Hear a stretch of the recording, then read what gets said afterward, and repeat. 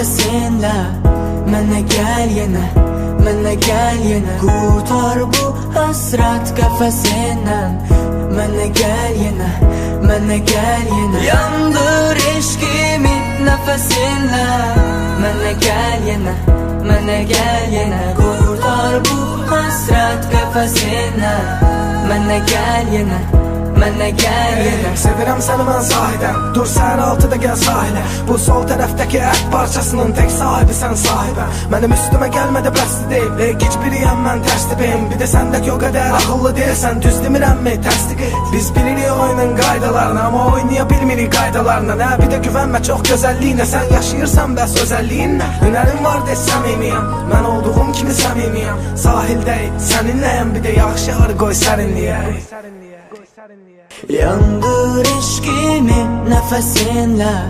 Mənə gəl yenə, mənə gəl yenə. Qurtar bu həsrət qəfəsindən. Mənə gəl yenə, mənə gəl yenə. Yandır eşqimi nəfəsinlə. Mənə gəl yenə, mənə gəl yenə. Qurtar bu həsrət qəfəsindən. Mənə gəl yenə, mənə gəl yenə. Bilirəm olmadı heç vaxt ki yazılan sətir sözüm. Mən tək bətəkərdə qarşı bax Tanrı verib mənə qəti dözüm.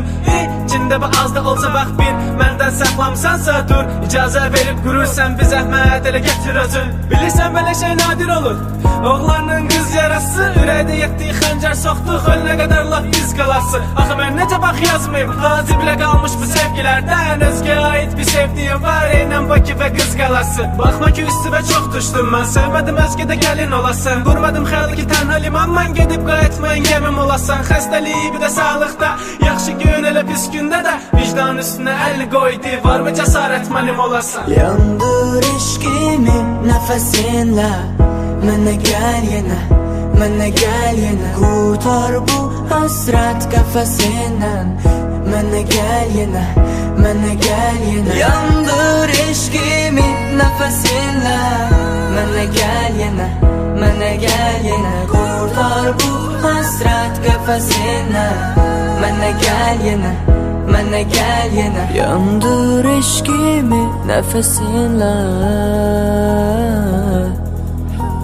Qurtar bu həsrət qəfəsindən.